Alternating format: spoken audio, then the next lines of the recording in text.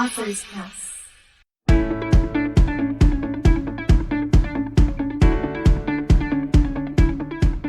Hey everyone, today is November 2nd, 2021, and I am Nicole Richardson. I'm gathered here today with Monica Hartz, the author of Dying to Live. Why don't you tell us a little bit about yourself, Monica? Yeah, hello. My name is Monica Hartz. That's my maiden name. And I'm a musician. I've studied music and play the violin and accordion. And I also work in music therapy and have enjoyed writing my book, Dying to Live, and which is a memoir of my life. So if you're interested in my autobiography, then obviously the book will be the way to find out all the details of my life. Yeah, that kind of answered a little bit about my next question, which was tell us a little bit about your book. Yeah, my book is about various subjects. The main subject is what happens after we die, and this is based on a near-death experience I had and also an out-of-body experience as a child. And it goes into detail of what actually happened and how I felt afterwards and how life continues. That's one main subject, but it also has sprinkles of insights of what I've learned throughout life with toxic relationships as well, and how to deal with them. Yeah, learning how to deal with them is very important and not as easy as you would think. No, definitely not. This isn't one of the interview questions, but I am curious. Would you say your book has religious aspects to it? Yes, definitely. I mean, one of the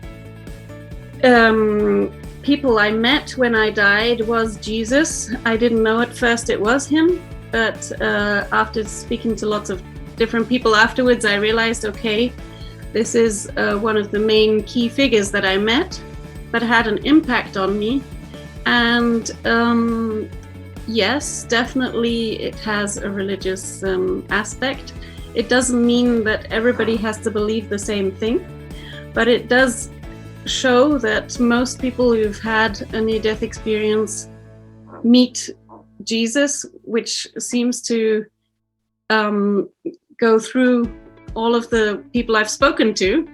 And this book has made me speak to lots of people who have had similar experiences, which is very nice. What is the main message you wish to get across? The main message is you only have one life to live. And even if you've had a near-death experience, life goes on. It's not like in a painting where you can splotch out something you've said or done. In music, when you play, the notes are played and it's over. So it's like it's your chance now to live the fullest you can. And obviously there are more than one choice you can take in life, and this is hoping that you find your happiness here on earth. How old were you when you wrote the first story? Well, I started writing my own little stories as a little child, and they were mainly catharsis to get things out of my system, and also a diary. So I wrote a diary most of my teenage life, and but I never wrote a book because I never dared to put pen to paper for anybody else. I was too scared to talk about certain subjects because I was always a bit different to other children, and didn't make friends talking about certain subjects, so I just kept that out.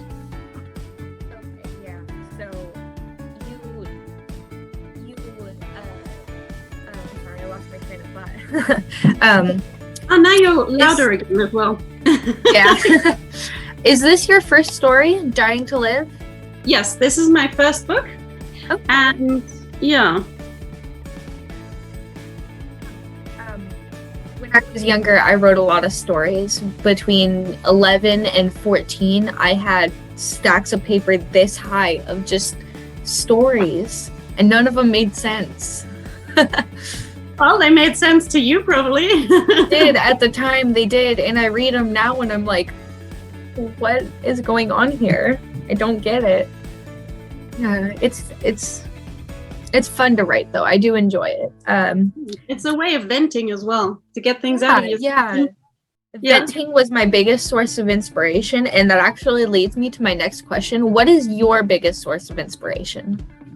For this book, it was definitely also venting and a catharsis to get, and also to actually explain to people who I really am, because a lot of people wouldn't even listen. If you start on a certain subject, they would go, okay, she's nuts again, because society doesn't allow so many questions and so many things that cannot be proven.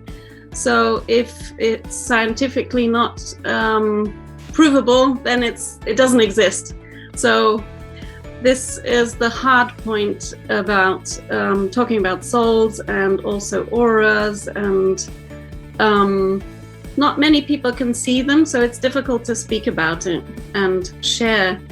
And my inspiration was to write this book to find people who also might be highly sensitive or can see the same things or had the same experiences, to share the experiences. Yeah. What was the hardest part of writing this book? The hardest part was trying not to offend anybody. It's hard to say, to pinpoint the problem without offending them, because they might not see it the same way. And everyone has a different point of view, which doesn't make it easy. Yeah. Who would you say is your target audience? My target audience, obviously people who have also had these experiences, or people who are interested in near-death experiences. And interestingly enough, a whole bunch of teenagers have read the book. I was surprised myself, because I thought it was more for adults who've had lots of experience in life, but they thought it was very interesting and were keen to read the book and gave me feedback, which I thought was great, fantastic, that they're interested in these paranormal things before, when they're young still. I guess that was a pleasant surprise to see that your target, not really target audience, but your audience was bigger than you thought it was. Is that a question? Whether I thought it was, or?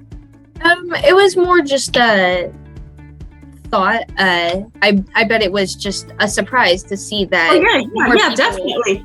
No, I was totally surprised. I mean, maybe also because younger people are more into Instagram and Facebook and so on, that boomed more in that age group. But maybe that's also the reason. But I think teenagers start to think about life and what happens and what are we here for. And I think even spend more time thinking about these things than when you're older and in your routine, and get stuck in a job and not really having the time to think about other realms in life. And so this is maybe the reason they like it as well. As a teenager myself, because I am 19, so I am a teenager, I think a lot of the reason why people around my age like your book is because we're trying to find our place in life, and this kind of helps some of us. Yeah.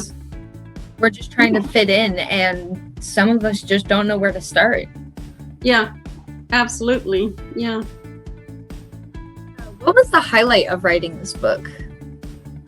The highlight was when I actually had the book in my hand and it was finished. It was very scary writing it. Sometimes I was thinking, should I really tell anybody about it? And when it was on paper, I was relieved in a way, and happy that people could read what's going on with me and my life and understand me better.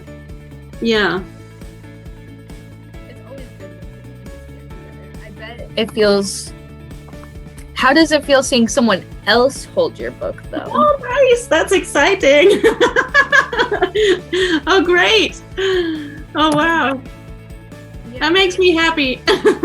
Yeah. People always get excited when I ask that question. How does it feel seeing someone else hold your book? It's always a warm and fuzzy feeling inside. Yeah. Is your book a standalone, or is it going to be a part of a series? Well, at the moment it's a standalone, and I have to live a bit of my life still to write the next one. So it's my life up to now. Okay, your life up to now. Okay. So do you plan to write another book? I'm sure I'm going to have lots of more experiences, and also with the questions people are asking me, they are giving me feedback to write a bit more about the subject. So I can't say a definite yes at the moment, but there is add-on someday. Yeah, I mean, there's inspiration at the moment. Lots of questions coming. So, as a child, did you know you wanted to become a writer, or did that just kind of happen? I didn't know I was going to be a writer. I did know that I had something to tell people, but how I was going to pass the message on, I didn't know yet. Yeah. Sometimes it just happens. Sometimes you don't think about it. It just happens, and you have to put your words onto paper. Yeah, I had this point where I realized, okay, I'm going to write this down. It was more, now it's come to a point where I need to get it out. And then I was totally, I don't know, it was like it clicked, and I needed to write this. And then I was so motivated. I was doing it in the night when the little ones were sleeping. It was like a motivation drive. I can't explain.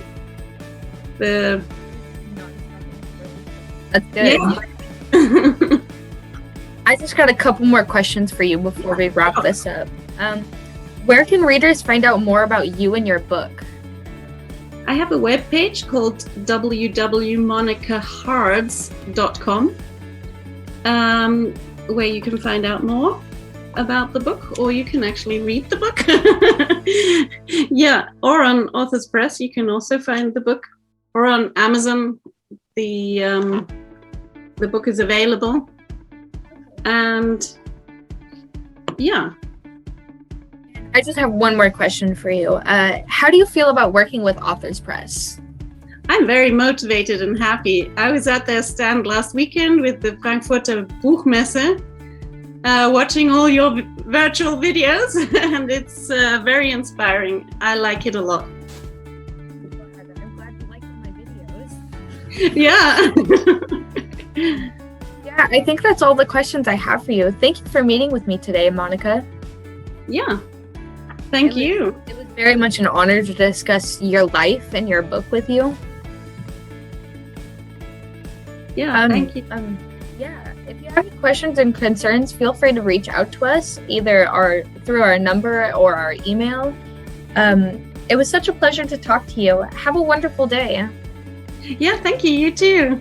Yeah, I hope we can do this again sometime. Another interview for another book, I hope. We'll see. It's coming. We'll see. Bye. Bye.